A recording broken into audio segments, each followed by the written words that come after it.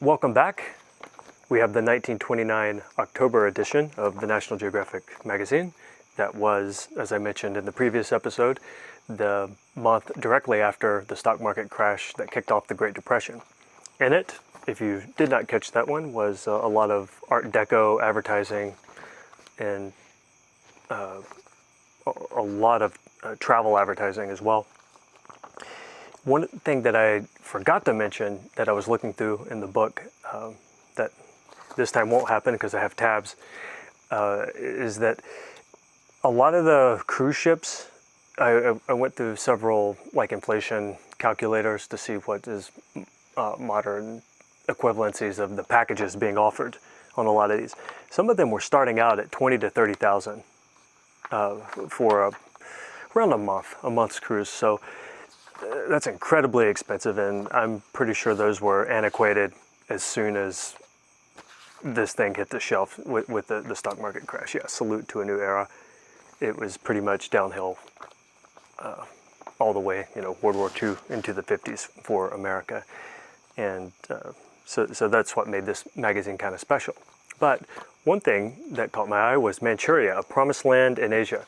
So with wearing this hat, it's from Manchuria, because my wife, she's from Harbin, which is a very important city that I'm going to show you in this magazine. And also, I'm going to be putting in pictures that I have taken, and maybe a map or two. Nothing too technical or boring, but I think it'll be interesting for you to for this story. So let's begin. And I will begin by saying this hat is real rabbit fur, and I have to take it off. This article talks about the region of Manchuria. As you can see, to the north is the Russian border, which is the Siberian plain. To the south, you have the Koreas, which is North Korea of modern day, but as the time of this article is written, Japan has actually invaded and taken over Korea for the time being. So it's very critical that they make way into what is now Heilongjiang. And Heilongjiang is the modern name of the province that was mostly Manchuria, but it's now broken up into several others, but the largest being Heilongjiang, which means Black Dragon River. And it's called Black Dragon River because of the volcanic soils that come from the volcanoes that line the eastern coast of Russia and China. And I actually have visited some of those and climbed them. A lot of Russians still come over to the Chinese side because they comprise like a really rich, I guess a plethora of volcanic springs and mineral springs. I don't really care for the mineral springs because the water, as you can see here, is it's already rusted the pipes and all the exterior of the sinks and everything. But they like to come and drink it, bathe in it. It allegedly has a lot of health benefits, but to me it was a little heavy in the iron, so it tastes like rusty pipe water. But apparently they find some benefit in it. Russians now are visiting Northeast China, and you can find them in Harbin, but nowhere in the numbers that this article is discussing, where they originally built the city, built the railroads, worked the city, and now they come over to visit, the volcanic springs, or come into Harbin for, maybe business or things like that. But it's not nothing like you see in the article here, where these boys are with a puppy, holding some beautiful puppies that might be talked about later on.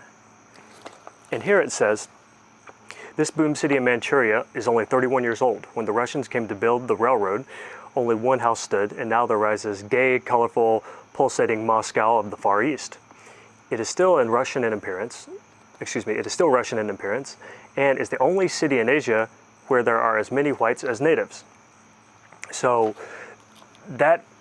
Harbin was built by the Russians. The architecture is still strictly Russian, other than apartment buildings, but any, I guess, artistic constructions are Russian, of Tsarist Russia around the late 8th, so 31 years, so it's around 1900 is when all of this was built. And you have Orthodox churches there. You have, and it also mentions in the book, the cafes. And that was something when we had that I really enjoy is going to the old Russian cafes. You really do feel like you're in Moscow, but it's in China. And as this article points out, in the, around 1930, there are as many whites as there are natives. So the Russians are coming there not as the typical situation with Asia, when you have Westerners in the society, it's most likely they're in a position of power. And this article even references that, that you'll see white guys sweeping the street. You'll see white guys subject, let me see, I have it here, they're subject to the law. So that was something that in colonial Britain, as the British, like if you're in colonial Hong Kong, the local Hong Kong police are not going to reprimand, some royal British subject. It's not going to happen. But in Harbin, yeah, the roles were reversed in that aspect. So I thought that was something that doesn't exist now when China was closed off for so many years. The Russians are no longer in this kind of number. Their influence has given Harbin its identity that is very Russian. And as the magazine says, it is the Moscow of the East, and it still remains that to this day. When you go visit Harbin, you'll see cafes, like old Russian cafes, Russian Orthodox churches, the train depots that look like they're a scene out of a Bond film. And that's actually where we had one of our Chinese weddings. And if you're not familiar with, I only have one wife, but you typically have multiple weddings or for different groups of people. That's not uncommon. So, and also if you have a spouse from, another country or from very far away, it's typical you have, maybe you go through different weddings. So our wedding in Harbin was in an old train depot that was, during the Cold War, was meeting grounds for some secret liaisons and meetings and talks. And just visiting there, I was like, oh, this looks like a scene out of GoldenEye. And it is just perfect. I wanted to see an officer come out with an eye patch, smoking a cigarette with the stem. Yes, Mr. Bond. But that is Harbin. You have Russian baths, saunas, and that's always great in that Siberian winter. When you have your fuzzy warm hat, have a nice foot bath, have a massage, go out, eat a lot of meat, because you'll need all that protein because it is bitterly cold. As the author states in here, he had a hard time keeping warm because the day is typically ranged from 20 to 60 below zero. And that's not exaggeration by the author. When winter sets in Harbin, it's a Siberian winter. So it's usually, well, between 20 and 60 is 40, obviously, but that seems to be the average day, that it stays at 40 below zero. 60 would be in it's like a really brutal snap, but as if 40 is not brutal. But yes, 40 below is a very typical day in January. If you're in Harbin, prepare for 40 below. That's what the winter's going to be like, and you will need all the fur that you can to stay warm. With the weather being so brutally cold, how did people survive in older times or previous times without modern heating systems? Well, I actually went to a restaurant that you can see here with a stove system in the center of the restaurant, but this is also like a replica of a home that they used to live in. And actually Katie's grandmother grew up in this kind of house. So you have a stove in the middle of the home, and it vents into the corners of the house, and you'll raise those to make like a vented shelving system So you sit down on these, the hot air goes through these vents, and you sit on top of those. You also sleep on top of those as well. Now, these houses are typically poorly insulated, so you really don't get up and move around much. You put your blankets and heavy furs on top of, on top of those benches, and they will keep you warm as long as you keep the fire going. So that's how those older houses survived the really brutal winters of the the heavy 50 below zero nights, and 50 below zero in the daytime, because also you're getting so far north that the sun only comes out a couple hours, and it's still a very low profile in the sky, so you do not get a direct sunlight or warm day. So it's a lot of darkness. So you need this kind of heating system to keep going. Also, this isn't only in the north, but they like doing it when you have a massage. So a foot massage is coating your legs in ginger. And if you have never done this, you get your feet really nice and hot with a steamy bath, then they coat ginger on it. And you can see it's this thick. And it brings the blood to the surface. So it's for increased circulation, also to to give you a punch of heat, and it will do it. Only way I can describe that is when you remove the ginger, it feels like second degree burns. Maybe not third degree, but second degree burns for sure. It feels like actually a bad sunburn for several hours, but it has its health benefits apparently. With the winters being so cold, Harbin puts on the best festival possible. They have the cold winter for 6 months, so they do make the best of it. They pile snow in these massive structures, like it's like scaffolding, and they keep dumping snow in it, dumping it. They cut big blocks out of the river and put on the Harbin Ice Festival. They use cranes, bulldozers, and they bring artists from all over the world to carve these elaborate, grand, I don't know if there's enough words to describe if you've never seen what kind of snow palaces that they build. They're full-size skyscraper palaces made out of snow and ice. It is the most impressive snowman building I've ever seen. However, having 50 to 60 degree below zero temperatures, a lot of people still wear a lot of fur. But in the magazine, the fur was in fashion. It was in vogue back in the 1920s with the Gatsby girls. Big fur. And that's what I'm going to talk about now, because there's actually a connection here. The biggest producer of the furs was China. And Manchuria being a place to get all these wild animals that are in the forest that unfortunately were being cut down at an alarming rate and are no longer there. And you can see that, I had that marked as well, just to see, typical lumber yard, but this, I was surprised to see that because I have only seen it from a modern perspective and without any timber. So I was just, I guess, naively thinking those old settlements were just, in the middle of these barren fields, but actually there was a lot of wilderness there, and that was all being cut down to supply Russia or Japan. Well, as Russia, but going back to the furs. So the furs are being caught in Heilongjiang, being exported all over the world. America is buying a lot of furs. Unfortunately, it's that global demand, as the fur trade did do, has destroyed all the native wildlife. So where are they getting all these furs? Remember the puppies I said we'll talk about later? Yeah. So a major export was dog hair and dog fur.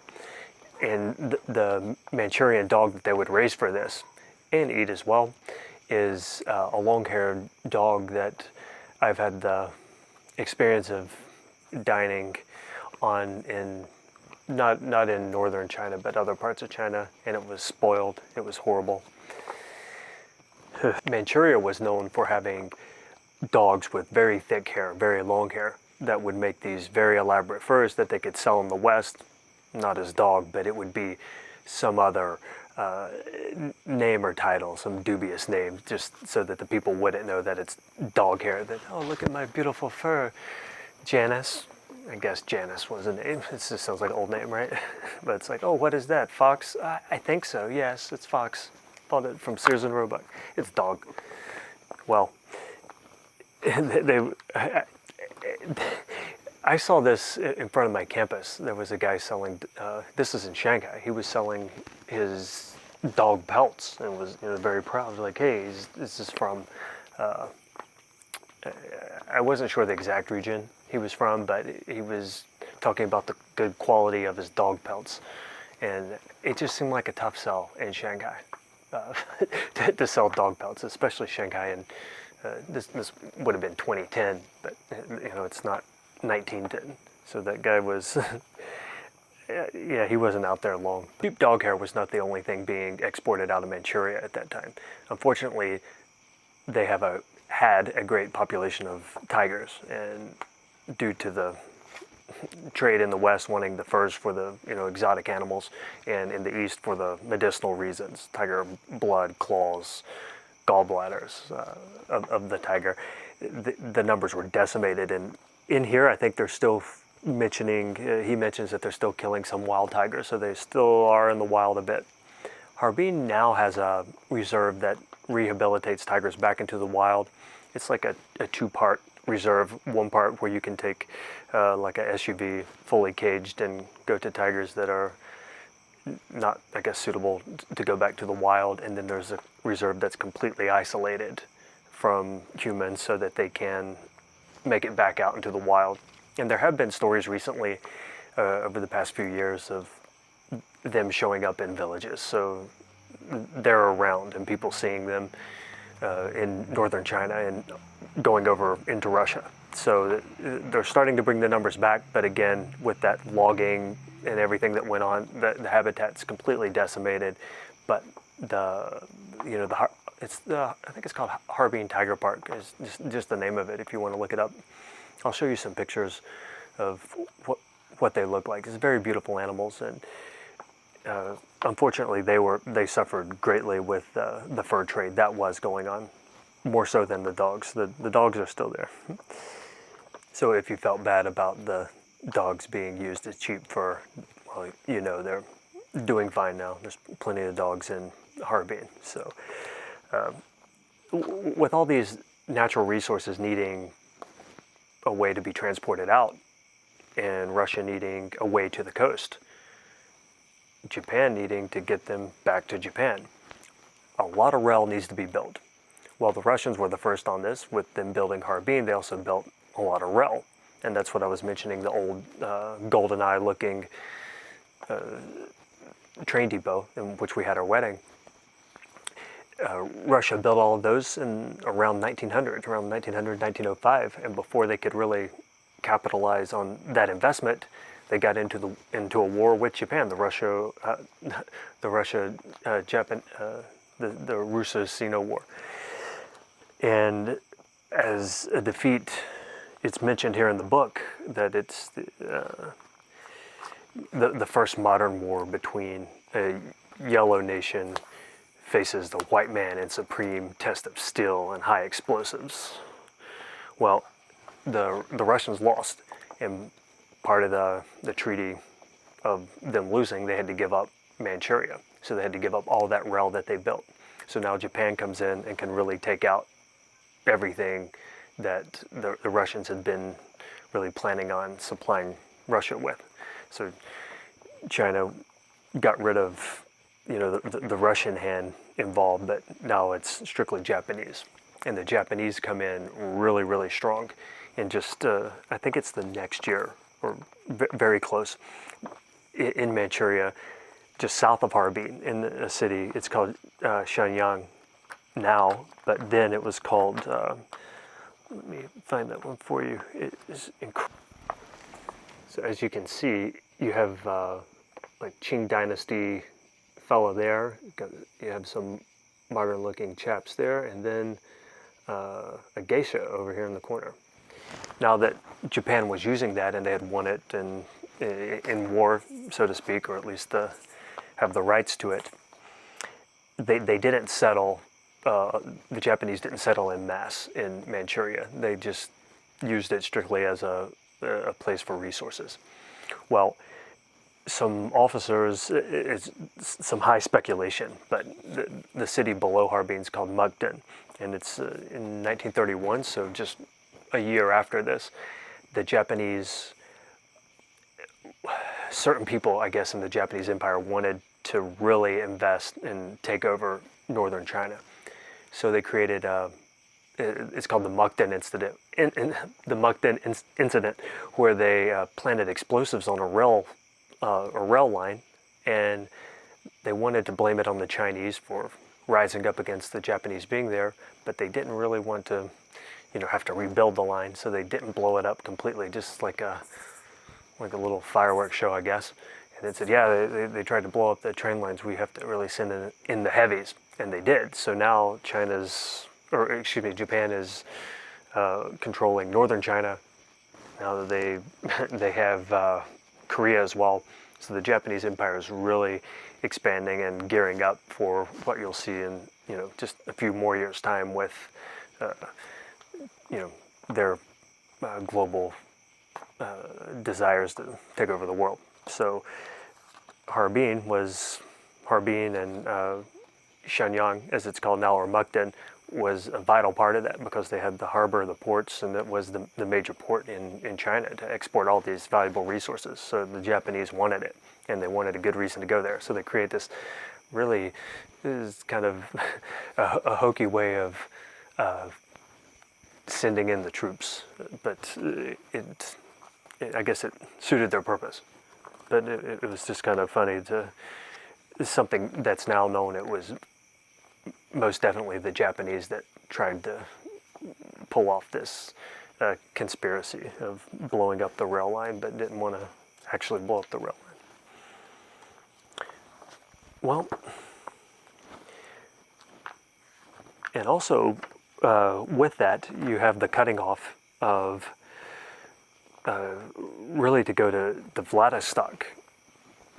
When you go to Vladivostok, the Russians have to go all the way around now. They can't cut through Harbin, so that adds another 600 miles of track that they have to go around. So they can't just cut through China anymore to get to their part of the sea.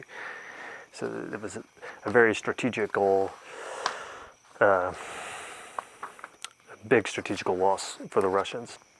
Here are some guys greeting each other, and as it mentions here, that it's a traditional way of when you meet someone to trade snuff. Now, or maybe not so much now in China, but even when I was there 10 years ago, it's always customary to offer someone a cigarette, even though if you don't smoke, it's just like, here's a cigarette. But that was something you would see in the countryside. Someone's always offering you cigarettes, or I guess here, some form of tobacco. So here they're offering snuff. And that's what they would grow from. They would import American tobacco seeds, grow the tobacco. I'm surprised with the soil. It never took off there, but it's, I guess, with tobacco harvesting and growing it, it's not just really planting and growing. There's also a lot of techniques there to grow quality tobacco, but yeah, it was just more for local use. And this is something also in Tibet that you'll see. You'll have little outcrops of tobacco that the people just use locally and usually grind it up as snuff. And here we go. The goat skins are made into mats and robes. Yep. From China, we buy more furs than any other source. Goat skins are the chief items. After animals are slain and skinned, they're dried and frozen pelts are shipped to local fur markets for treatment in this Mukden compound. From Korea come some dog skins, but those from Mongolia and Manchuria are famed in all the Asian markets for size, length of hair, and general excellence. So there's a dog fur manufacturing site. It's making me sneeze because of these old pages. But maybe could it be the dog hair coming through? Yeah, I don't know. So we're at the end of the article, and I want to finish with this paragraph because it's a little revealing about maybe Japan's purpose of wanting to control Manchuria and the resources from there. That is why year in and year out cables from the east carry news of Manchuria. It's because the map of the world is shaped as it is, because the bear wants a path to saltwater, because the dragon wants homes for surplus farmers, and because Japan wants a peaceful, prospering Manchuria in status quo. So yes, it needs a stable Manchuria, but for what? And that will be coming in the next year directly, is a complete invasion of China and then a lot of the Pacific. So the beginnings of World War II is already here for the U.S. and Japan getting ready to head into a collision course with all of their ambitious expansions. So yeah, so that's the 1929 version of National Geographic. I hope you enjoyed this episode. If you did, please let me know. If you hated it, also let me know. I'm just trying to come up with some ideas to make some quarantine content. It's kind of hard when have to stay in the back porch and you can't travel but talk about traveling. So hopefully I'm not too boring, but if I am, just any criticism, positive or negative, I really will appreciate of what you would like to hear. If you want to hear it at all, should I be longer? Should it be shorter? Would you like to see more pictures? Did you like this? Did you like kind of picking apart this 100-year-old magazine and applying it to maybe what's going on now in the world? Yeah, just let me know what you think, and I appreciate you watching, and hopefully see you next time.